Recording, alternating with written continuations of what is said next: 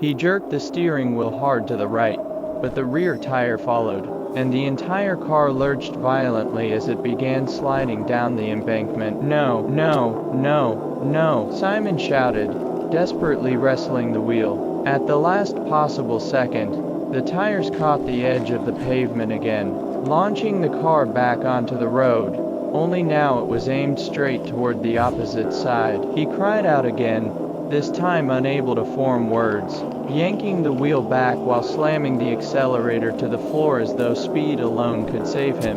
The rear of the car fishtailed wildly before finally straightening. Somehow he was still on the road. His heart hammered against his ribs as he pushed the car even faster, desperately trying to outrun the monstrous footsteps shaking the earth behind him. But no matter how much speed he gained, the creature continued closing the distance. A familiar smell slowly crept into the car, the cold, stale stench that had poured from the church when its doors first opened. It surrounded him once again, wrapping around the cabin like an invisible fog. Terror gripped Simon's chest. He became convinced that breathing in that foul air meant certain death. Instantly he held his breath, refusing to inhale as he drove even faster into the darkness. Still the monster gained. Every thunderous step slammed into the ground with enough force to make the car bounce violently, sending the steering wheel twitching beneath Simon's trembling hands. Black spots began dancing across his vision as his lungs screamed for air, but he refused to breathe. If inhaling meant surrendering to whatever nightmare pursued him, then he would keep driving until his body gave out first. His foot remained pressed against the accelerator, determined to fight until the very end, even if it cost him his last breath. Without warning, the GPS broke the silence once again. In 100 feet, turn left onto no road. 50 feet, turn left now.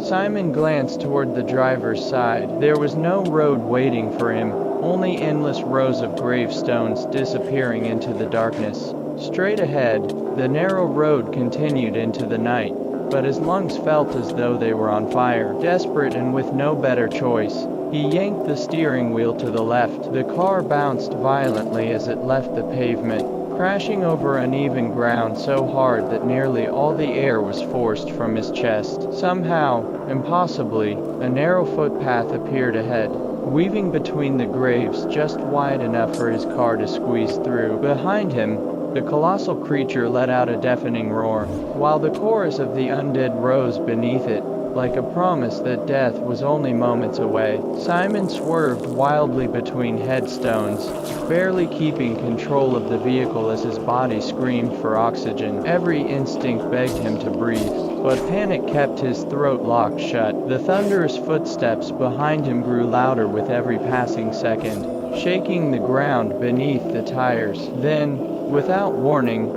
a tall black iron gate appeared directly ahead. Before Simon could react, the car smashed straight through it. The airbags exploded from the steering wheel with a violent burst. Simon instinctively inhaled, filling his lungs with the harsh chemical smell released by the airbags. Coughing uncontrollably, he shoved the inflated bag aside, tore off his seatbelt, and threw himself out of the driver's seat, stumbling onto the ground in his desperate rush to escape.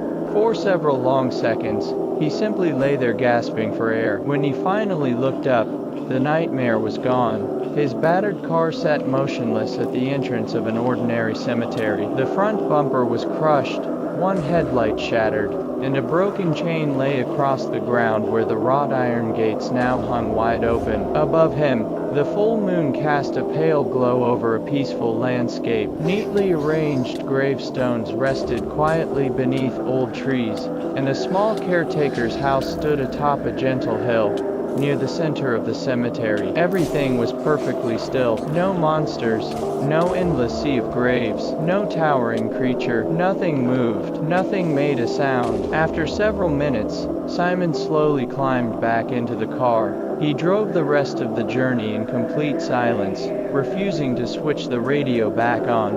Only the occasional directions from the GPS disturbed the quiet as he made his way toward his sister's neighborhood. Eventually, he pulled up to the security gate outside her townhouse community and entered the access code into the keypad. A burst of static crackled through the intercom before his sister's cheerful voice came through. "Simon, I'm so glad you finally made it. Was the traffic really that bad?" Before he could answer, the GPS spoke one final time, resuming original route. "This detour has saved you 4 minutes. Simon, are you there? Simon?" His sister called again, growing more concerned with every unanswered question. Simon didn't reply. He simply lowered his forehead onto the steering wheel and laughed. He laughed until the sound dissolved into helpless sobs, unable to tell where relief ended and terror truly began.